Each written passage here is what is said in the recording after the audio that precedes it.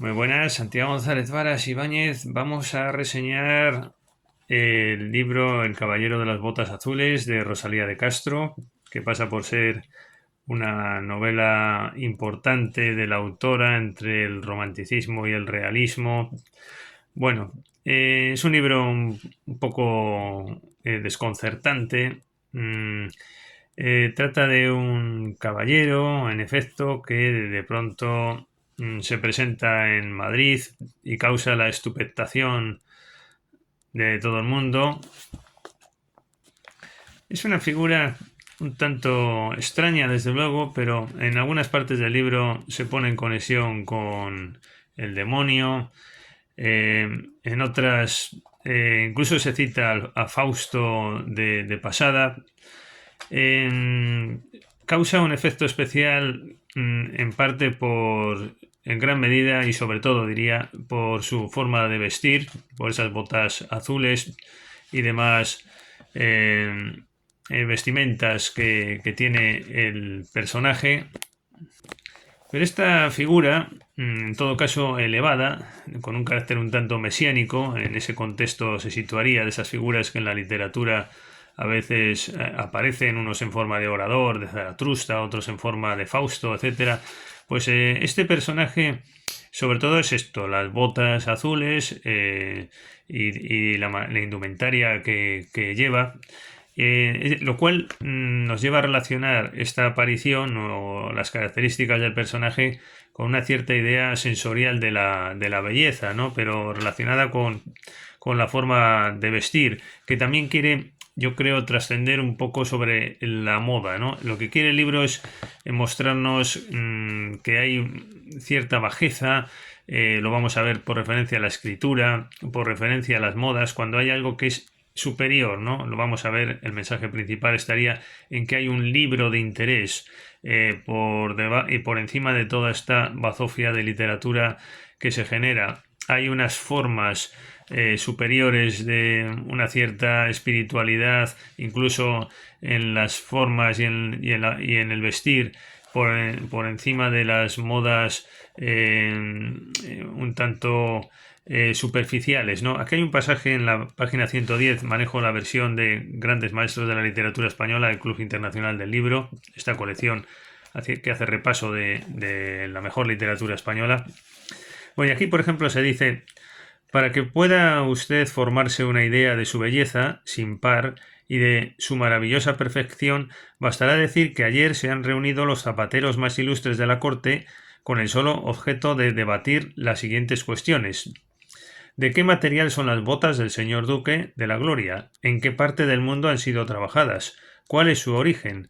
¿Pueden o no pueden hacerse iguales en Europa? Todo esto se ha discutido inútilmente por espacio de 3 largas horas que duró la sesión. El uno opinaba que el material tenía semejanza con el mármol. El otro añadía que por su transparencia pudiera creerse cristal de roca. Y aún hubo quien se atrevió a decir que, como el caucho se adaptaba a tantos usos, bueno, una muestra de la perplejidad que causa el personaje, cómo se asocia su imagen también a su indumentaria, como estaba diciendo. Bueno, pues desconcierta a todos, se sitúa por encima de los mortales, por decirlo así, y yendo un poco a lo esencial, pues se hace una caricatura de la literatura en especial. Cuando va llegando al final se convoca a la gente, en especial escritores, a una cena muy singular, donde se bebe un vino muy especial y unos manjares también muy singulares, pese a que él mismo también los desdeña, curiosamente. Y avanza, entonces ahí le retan al duelo, él se sitúa por encima nuevamente de estas historias, haciéndonos ver pues siempre esas inmundicias, ¿no? que aprecia él y que a los ojos del lector pues son así. Entonces desaparece el personaje, la gente queda desconcertada, parece como que tiene que haber un resultado lógico de todo lo acontecido.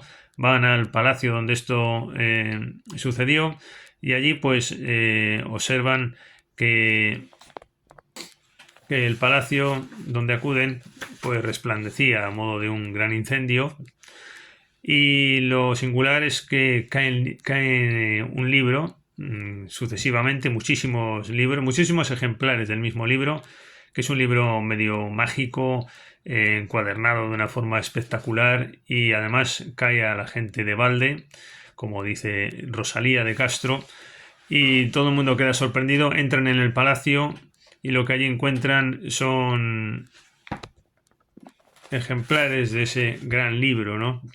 Dice aquí al final, en la última página, eran libros del tamaño de 3 pulgadas, encuadernados en terciopelo y con broches de oro. Y aquí el libro de la sabiduría.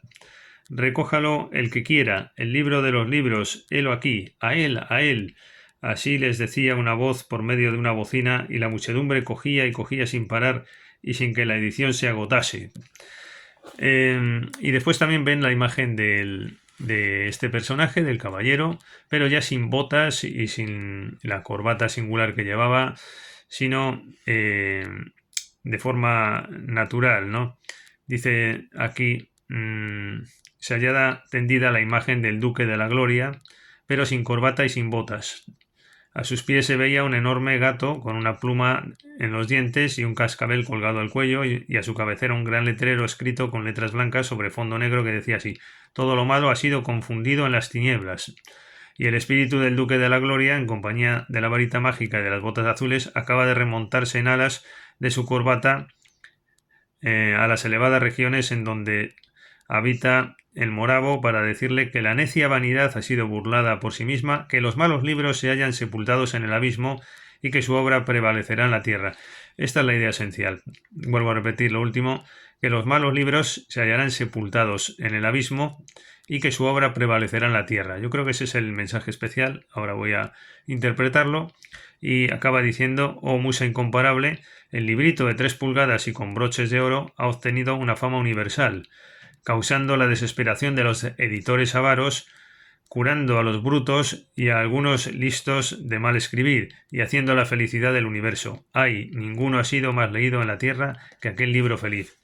Bueno, viene a decirnos que tenemos que buscar ese gran libro, tenemos que seguir mostrando interés hacia el gran libro, porque esto no solo es una sátira hacia los malos escritores, y no solo es una crítica a los editores desaprensivos, sino también a la gente que se deja llevar por la vulgaridad del gusto y que encumbra a los malos libros y sin embargo ensombrece a los libros que merecen ser dignos. Y esta es la reflexión, y al final pues hay una especie de mito en torno al gran libro, pero un mito como referente que todos tenemos que seguir si creemos en esto de la literatura.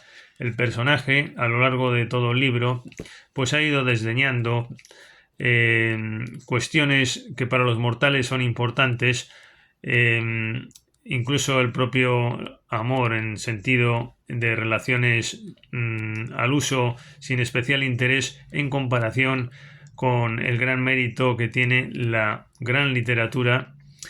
Y curiosamente, Rosalía de Castro se cuida en 3 o 4 capítulos antes del final, se cuida de advertir que el libro suyo, es decir, el libro que está escribiendo, del Caballero de las Botas Azules, es uno de esos libros que debe condenarse, y nos da pistas porque y critica su obra diciendo que es una obra inacabada, que no, es decir, que ella misma quiere ser humilde, por decirlo así, para que no se considere como este libro como el libro profético, pero sí que tenemos que buscar entre todos ese libro de interés, porque de nosotros depende que se realice esa gran misión intelectual, porque de lo contrario, si no se hace así y la gente sigue la corriente de los malos hábitos y de la cultura fácil, pues acabaremos en un mundo sin interés. Y creo que ha sido en gran medida profético este libro, porque ha vaticinado todo lo que ha ocurrido después, que yo personalmente lo voy a reflejar, bueno, ya lo he reflejado en varios libros: El estado de la cultura, La soberanía pop, ilustrativo, y ahora otro ensayo que sacaré sobre esta misma cuestión, de que la cultura entraba en declive precisamente como consecuencia de la consagración de la expansión del gusto popular dominante, ¿no? Junto a otros factores que analizo. Bueno, pero sin desviarnos del libro de Rosalía de Castro, creo que tiene ese gran interés. Yo lo he podido releer gracias a los subrayados que en su día realicé. No recuerdo, por desgracia, muchos detalles que quizás me habría gustado contar, pero mira, como mi objetivo es hacer un corto, no un largo, en un vídeo, pues lo cumplo y ya llevo 10 minutos y pico, pero sí conservaba perfectamente la idea que me provocó la lectura en su momento y que aquí he podido contar, y gracias a estos subrayados pues y una nueva lectura un poquito más rápida que la anterior, densa, que hice en su momento, pues he podido hacer este vídeo en este contexto. Pues nada más, muchas gracias por su atención y hasta la próxima.